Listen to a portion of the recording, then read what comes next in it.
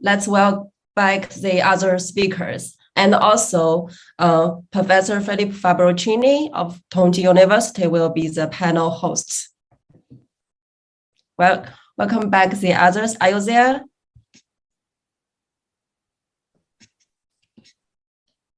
Hello, Philip. I'm here. Yeah. Okay. So, thanks to the speakers, I think that the talks that they presented during this conference have been extremely interesting. But I want to start from the last one, from Neil, because he mentioned my supervisor, Margaret Bowden. Oh, really? Yeah, she was my supervisor. Fantastic. I've got to say, Philip, I was in Brighton last week, and Margaret is not very well. And I know. For a while. Yeah, someone told me that she's not very good. Oh. So, basically, I think that her book about creativity was the first one to open a window about what creativity is by using exactly AI, as you said. I totally agree with you.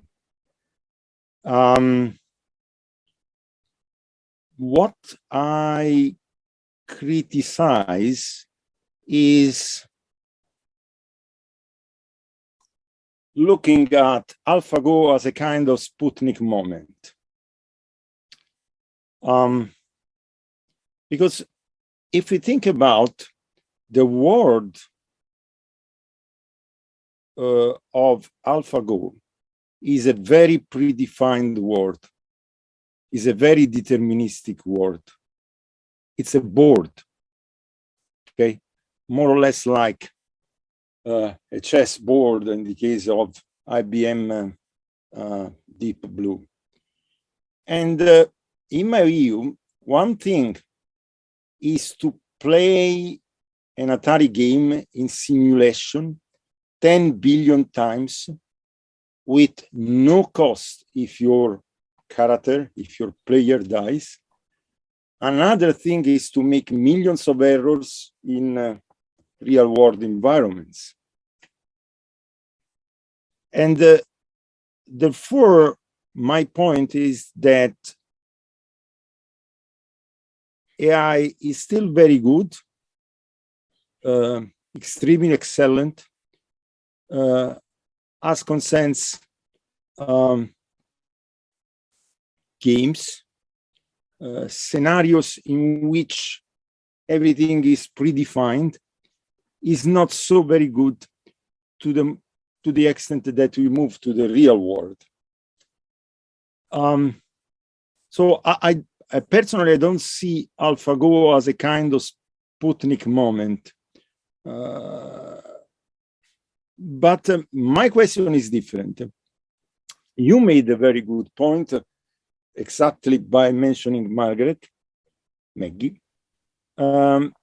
You said, by mentioning Lisa Doll, you said that most of the moves that humans make are actually conventional. Okay, this is the sentence coming from Lisa Doll, right?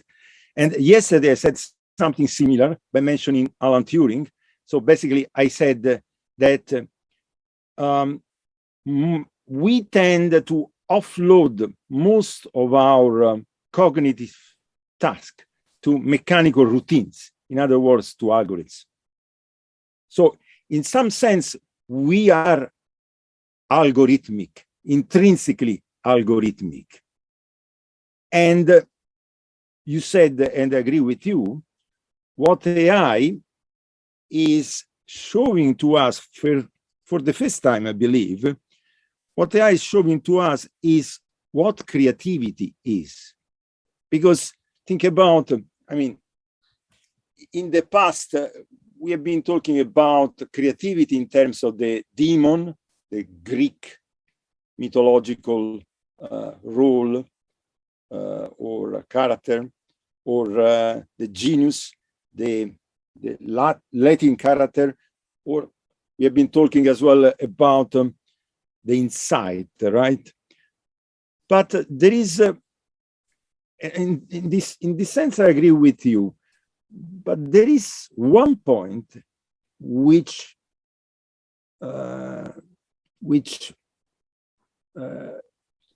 made me very excited. It's the point that Melanie Mitchell, you mentioned Melanie Mitchell in your talk. The point she made. So basically, she said, if I'm not wrong, she said that, and this is the point that I want to discuss with the other speakers as well. She said, if I didn't misunderstand your point, she said that we cannot speak about creativity in the case of AI until AI is not able to judge its own outcome, its own product. Is correct?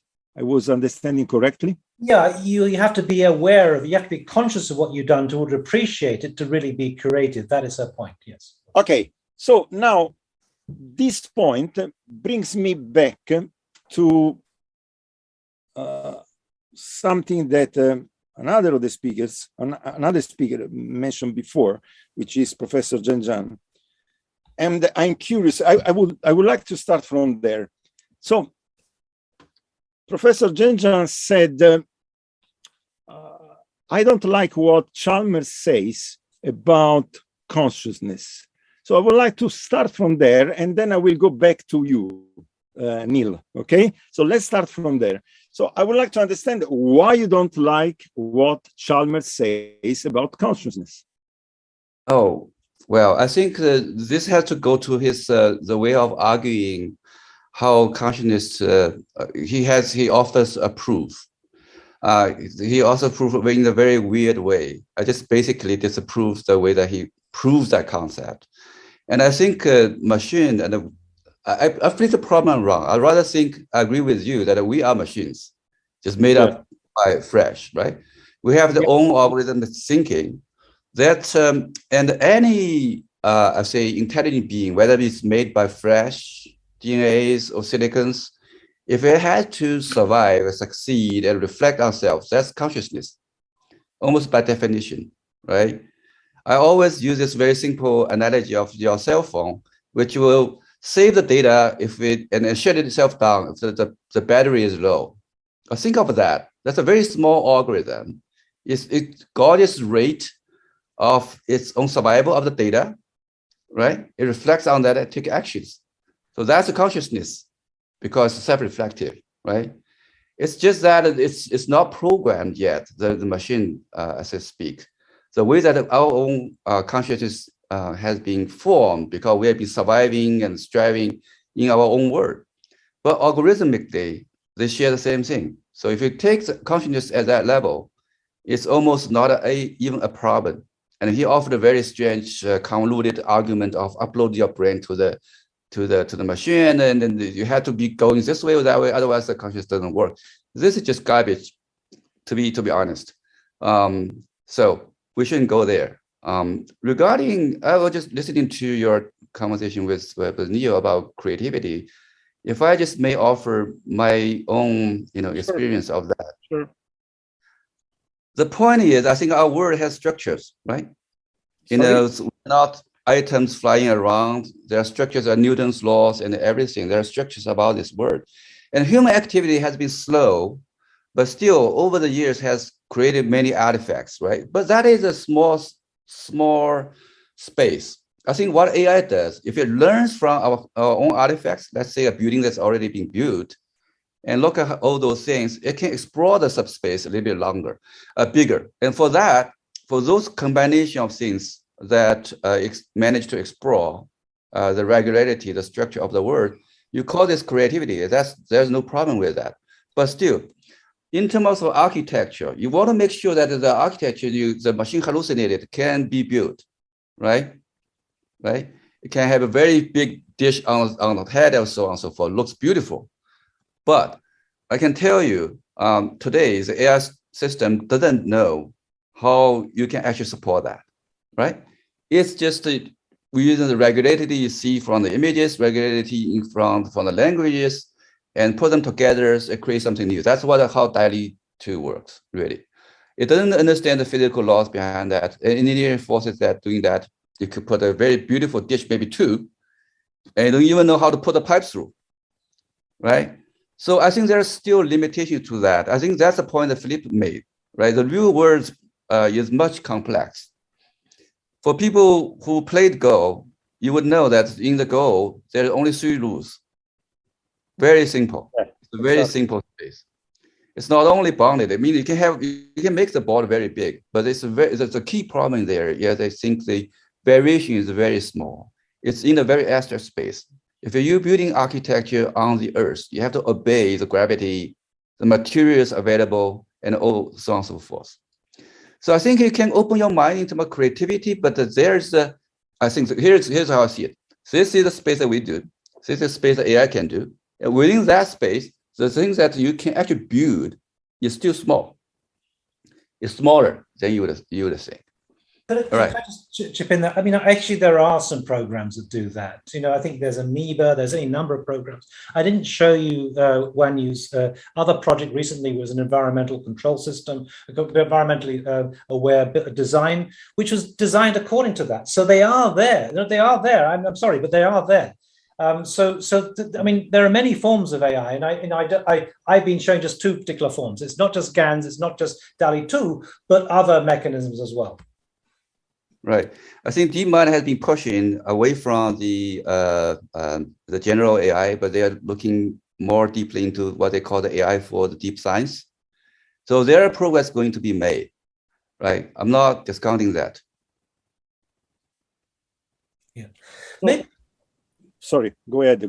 Maybe Filippo. I mean, I think one of the things I didn't talk about today, but I think the key question is how creative human beings are. I think we like to think that we're creative, but much of the time we just, the way that culture propagates itself through memes.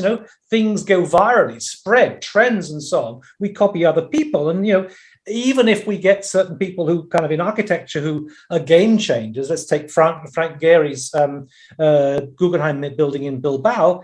He kind of copies himself, in LA, the Walt Disney Concert Hall is almost identical in some sort of ways. And I'm not so sure that human beings are that creative themselves. They tend to be, going back to the question of chess, they tend to be a bit like pieces on a chessboard. They only move in certain directions because of their signatures, because of their habits and so on.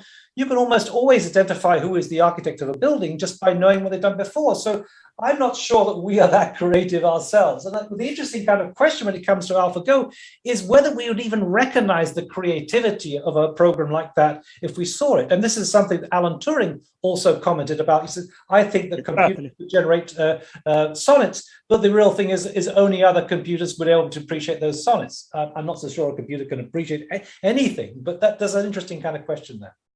So my point is that, okay, what AlphaGo teaches to us about creativity is that most of the human life is actually regulated by procedures, by routines. This is what AlphaGo teaches to us. This is my point. I hope it was clear enough before. But I want to come back to Zheng. I didn't understand very well one point, and my question will be very straight, and then I will move to Antonino, because the 2 questions are very related. So do you think that a machine, let's say quantum computer, could be creative in the future? I'm sorry. I think that is a ill-posed question, right? That's just my opinion. I stand to be corrected.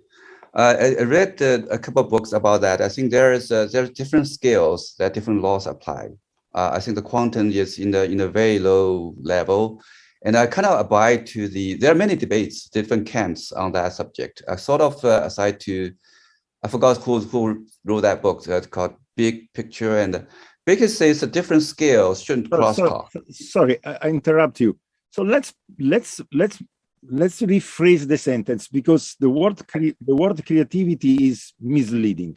So I rephrase the question by asking you the following question. Do you think that a quantum computer in the future could enjoy something like consciousness?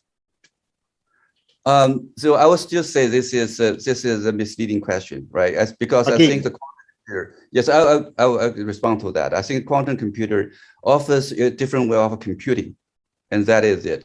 And the way that we think about representations or the art pieces or even the architecture is at very different scales. I think it's very easy for people to mix them together at different scales. I think they can work together, but in reality, they don't belong to the same layers. That's my view. So it can help, but it's irrelevant. That's how I see it. So let me go back to Chalmers, to David Chalmers, because as far as I remember, of course, what Chalmers I don't think he talked much about quantum computers. I think he's frozen. Felipe? Felipe is thinking. He is in the deep thinking state.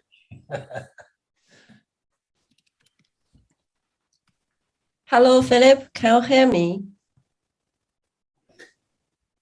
I think I just managed to send Felipe into coma. I feel so bad. Yeah, I think probably you guys can talk to each other about each other's presentation or the other opinions. Then later, probably Philip will join us. Well, maybe I could ask Stanley and ask him about the Kai-Fu Lee, because you've just published a book with him and about the Sputnik moment. What would you comment on that? Right. I just think this Sputnik movement have a very strong reference to the Cold War. So but I totally get that moment. So I think there's more and more Sputnik movement happening interdisciplinary from different perspectives. So for example, the question we're discussed today is basically all big questions. What is consciousness? What is creativity? And what is like quantum, like how this kind of superpositioning and non-locality gonna change our perception of time space? Are there anything more fundamental? So I think I can see all of big questions emerging from different disciplinaries. And I think to me, the most interesting part is like how we gonna use the narrative, like storytelling or whatsoever, to educate people, to enlighten people, to help them to realize we're actually living in this kind of historical moment of changing. And they gonna shift their mindset, and they gonna shift their way of behavior or like a decision making to be adapted to this kind of uncertain future. So that's my point, that why we're here, like everyone from different area. So we sit down and discuss so many profound questions, but what's the best way to engage and to connect with the mass audience? So that's my point.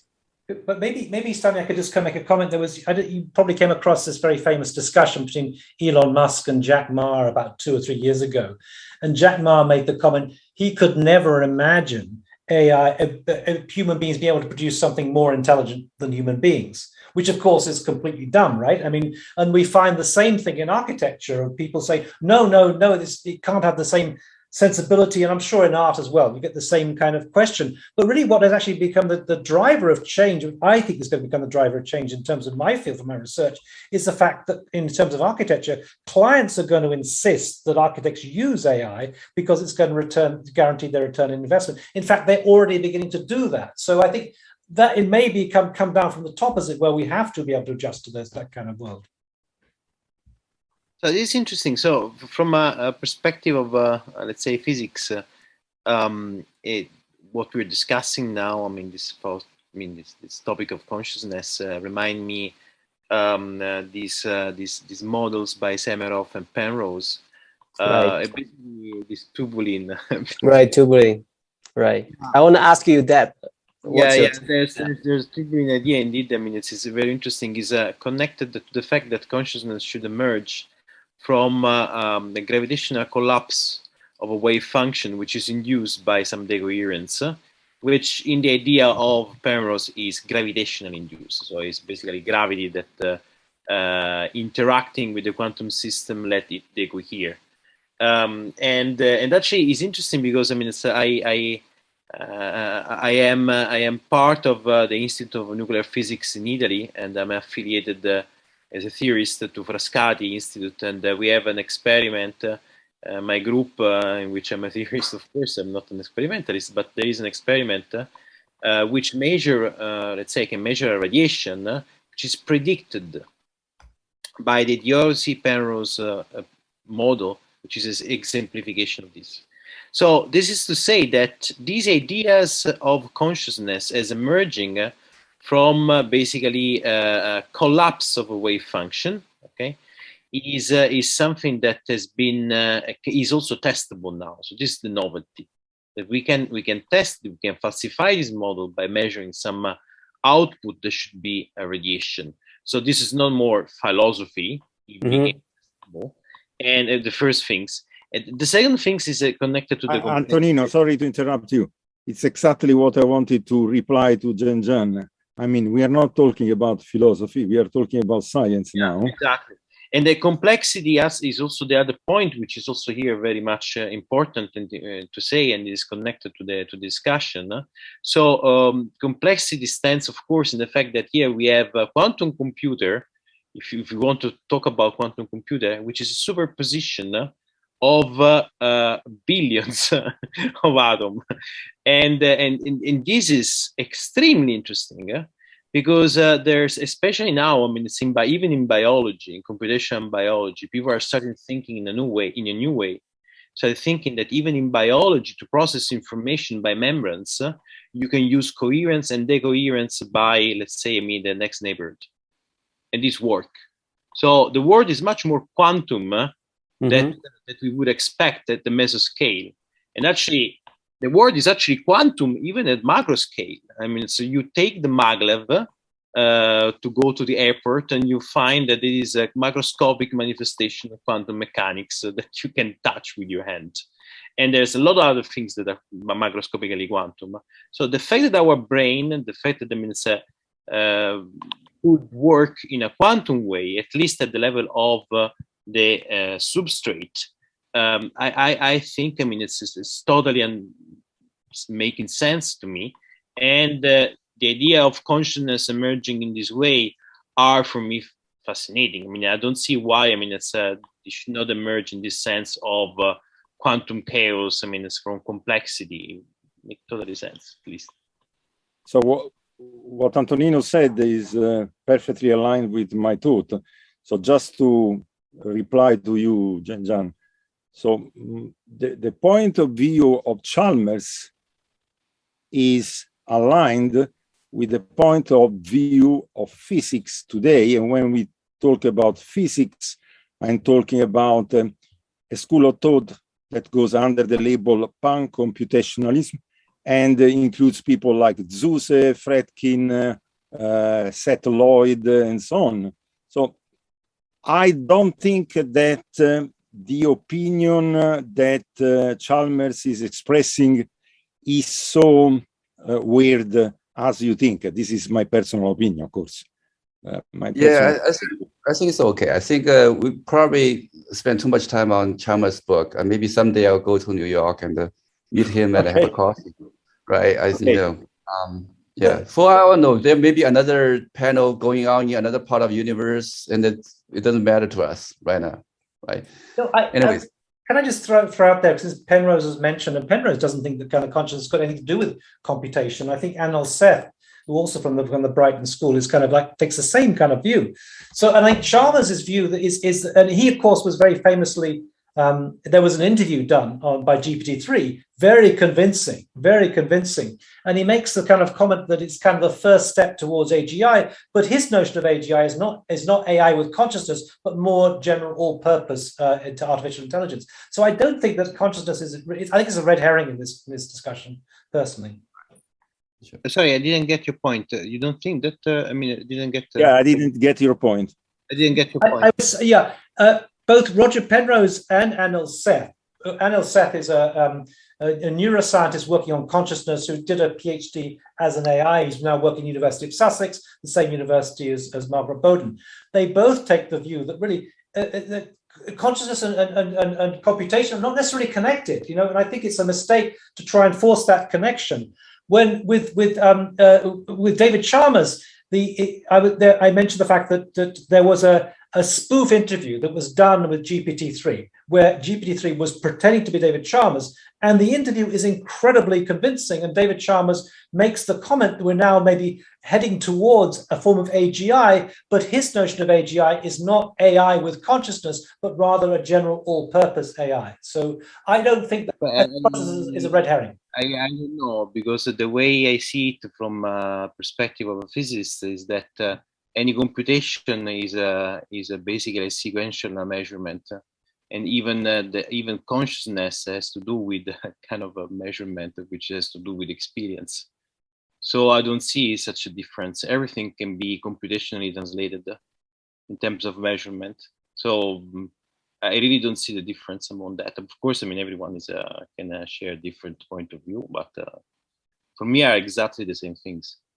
I would suggest to an offline coffee chat once the COVID is there. We can talk about the conscious way, right? Perhaps there are other things we should talk. Well, if we talk about creativity, and if we stay at the sentence that Neil mentioned, the sentence from Melanie Mitchell, then this discussion is relevant. Okay.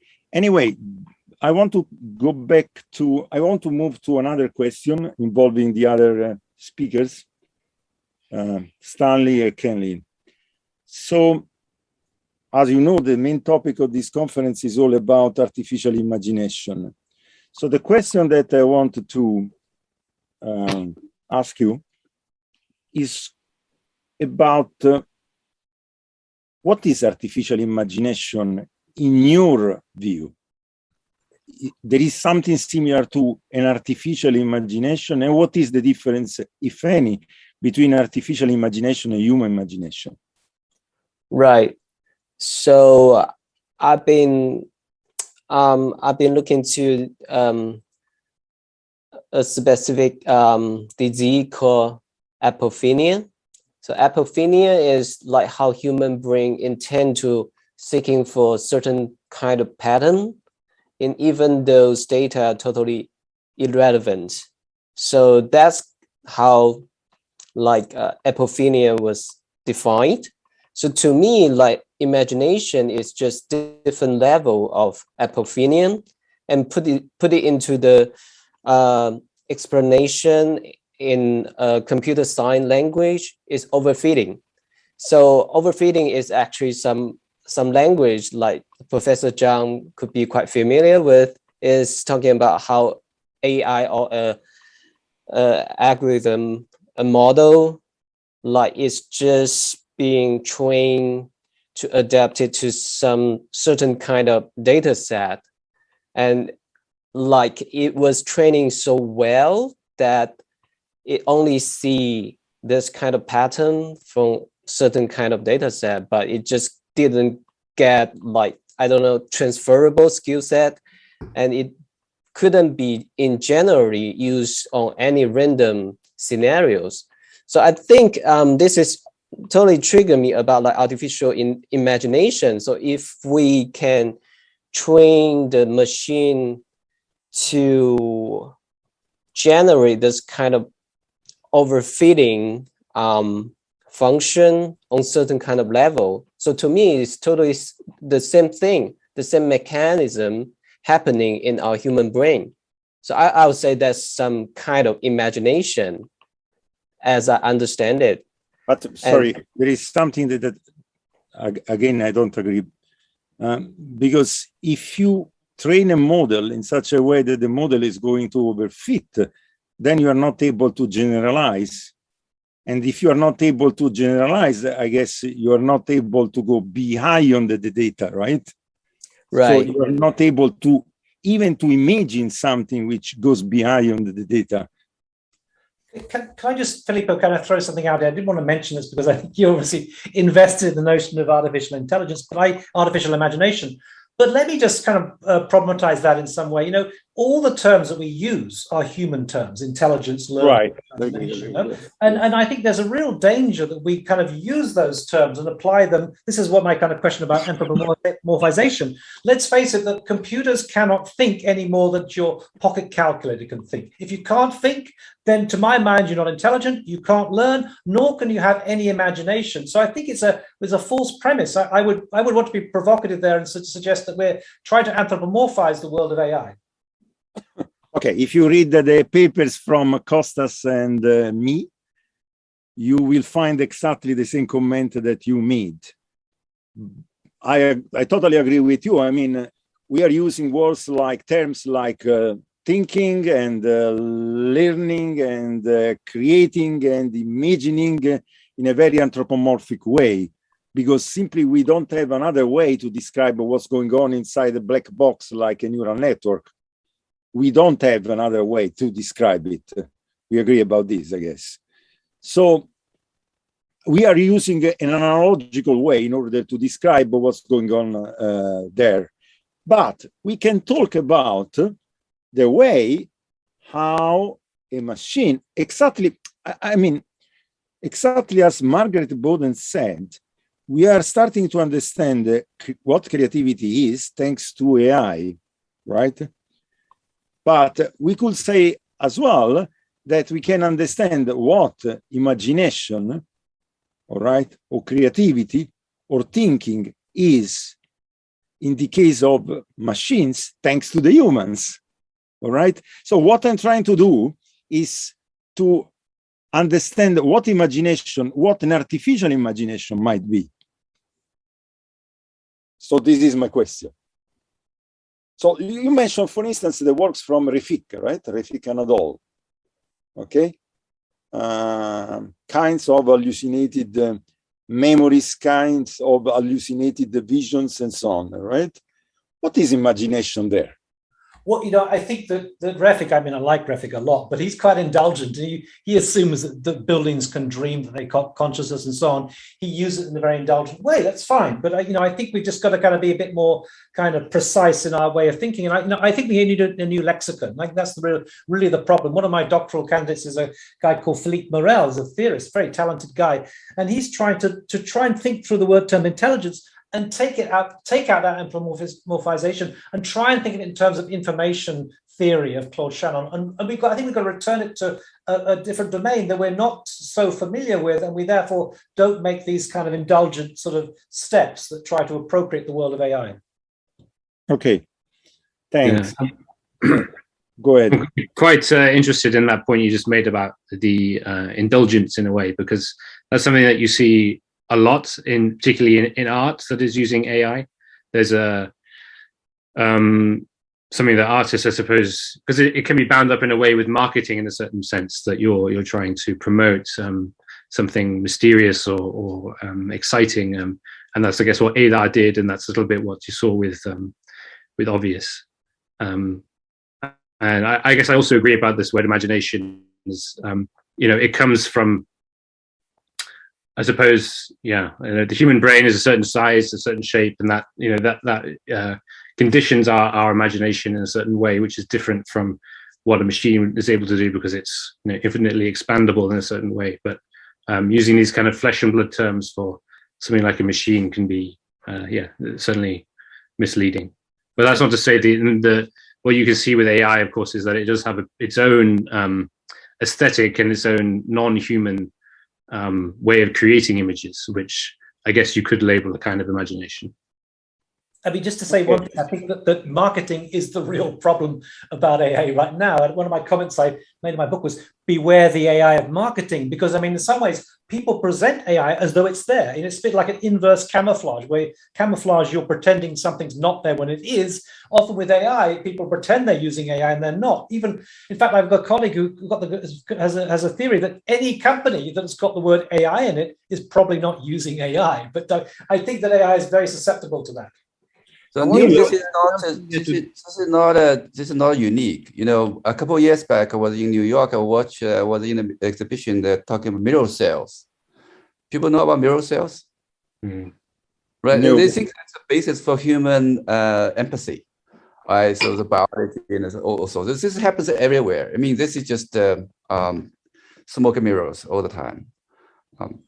So, I mean, want to add something to this discussion somehow. I mean, it's on the line of what Celyn and Neil and Filippo before were saying. In a certain sense, I mean, it's the part of the language that we use is always, let's say, anthropomorphically originated, and this is, I mean, a necessity in a certain sense. You know, I mean, we start even in physics, I would say, yeah. Even in physics, right? Exactly. About the idea of force. The idea of force is extremely anthropomorphic. Is an arrow. It's like there's more anthropomorphic than that. There's nothing. And it took centuries to arrive to a picture which is a geometrodynamic picture, the one of Einstein, for instance. And it took a lot of other years. It will take years to go to another picture, which is a quantum information gravity picture, which is the one that, I mean, people are developing now. But all these steps are somehow done also out of analogies. So, I mean, I see this as a way, an analogy is not, I mean, it's a correspondence that is one-to-one, to court, but it provides us with the possibility of making, creating some bridges and taking some concept and putting this concept in a different framework, giving another meaning, but this allows to find new things. And of course, I mean, the language has to change, has to be refined, has to be adapted, has to be de-anthropomorphized, and so on. But I mean, I think that analogy is, at least, I mean, I can see in physics has been extremely important in order to find many new concepts.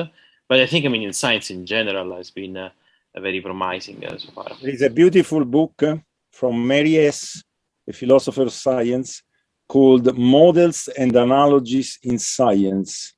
And basically she says that when we speak about analogies, we should always distinguish between positive features, negative features, what is similar, what is dissimilar, and what is neutral, what is indifferent, right?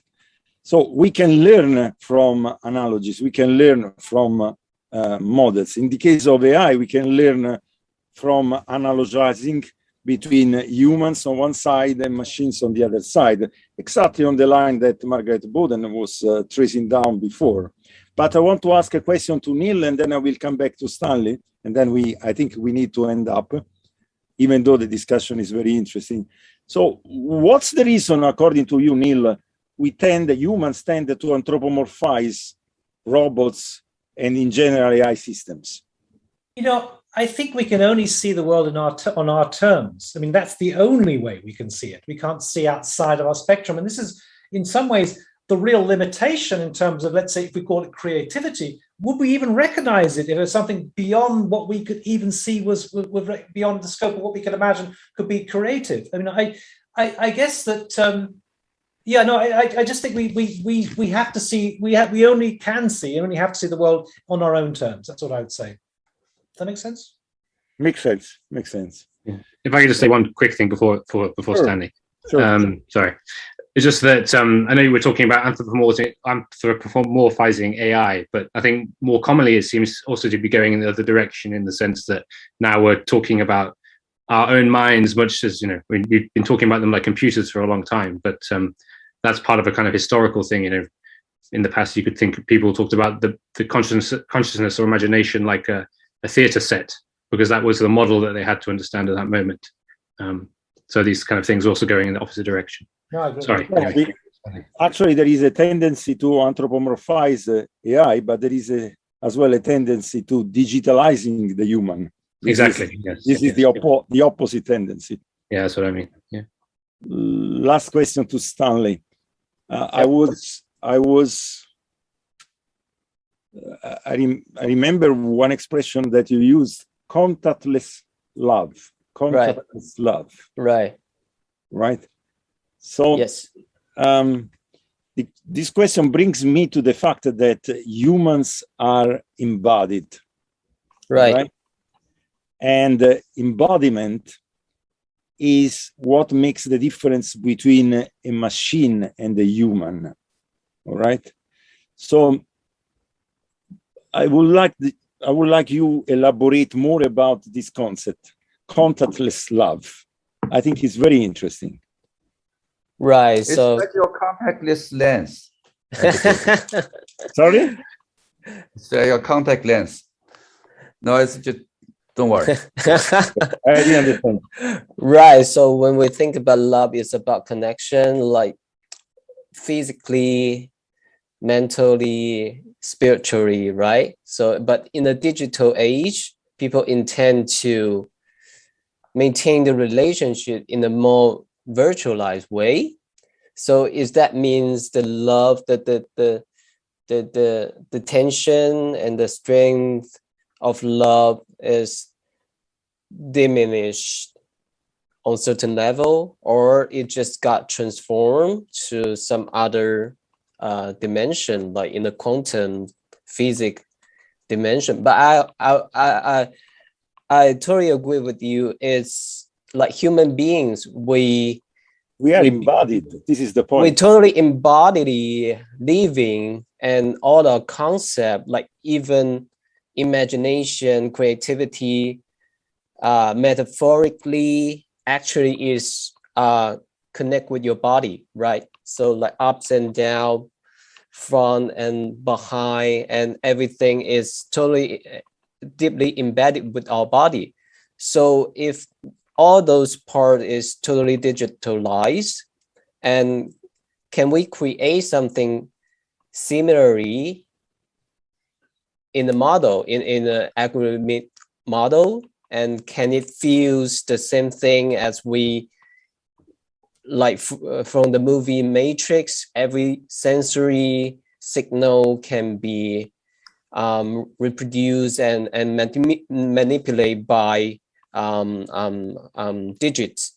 So I think that's the question, because it is so profound. And also I'm thinking about, because we're deeply trapped in this kind of binary thinking, and all of our thinking of framework is actually scientific and rational.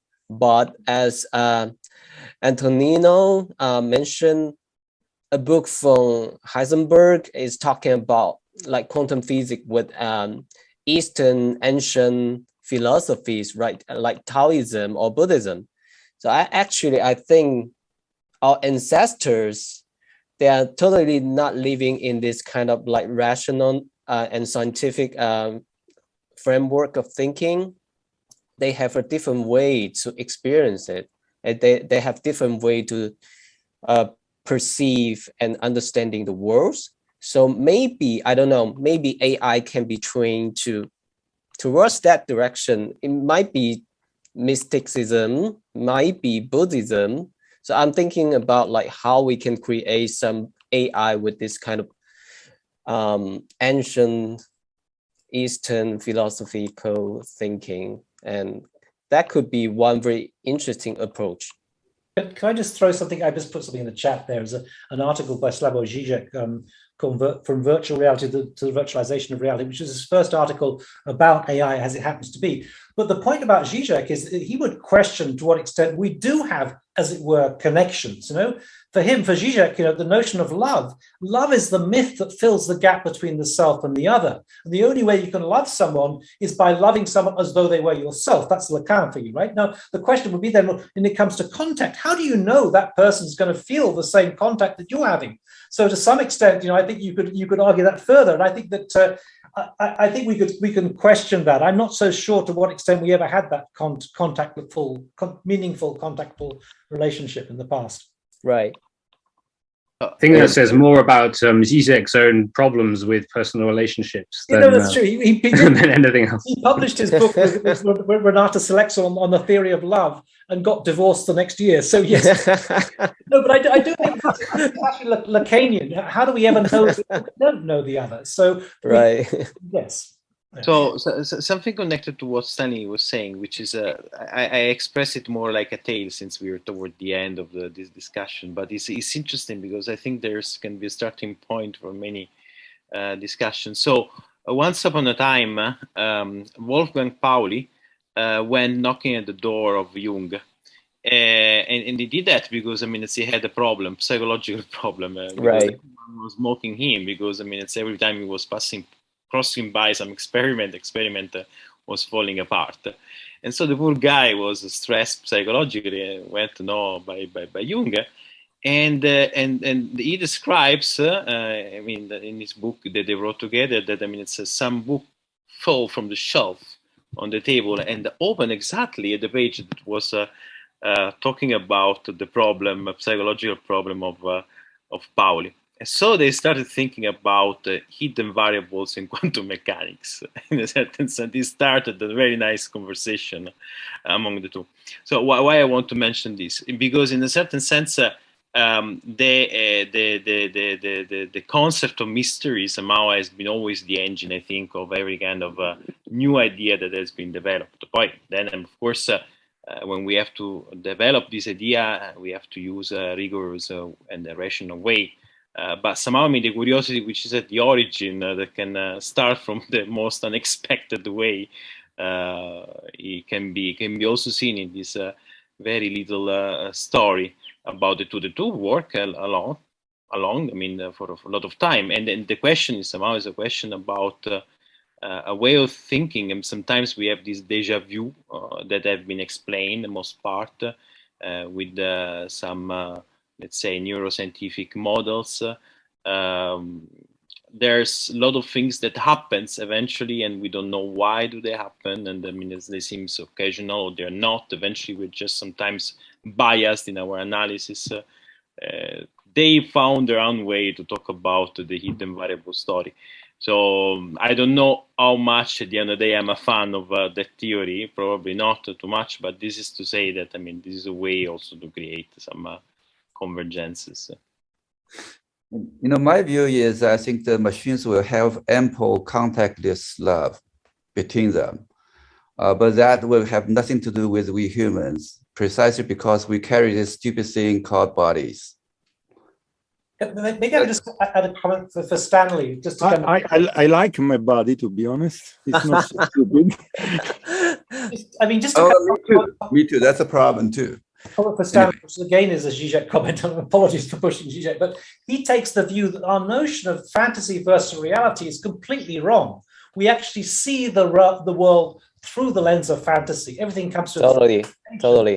Yeah. It's called predicted coding process, right? We just keep guessing everything. Yeah, no, it goes very similar to the kind of predicted perception one, exactly. Yeah. Right.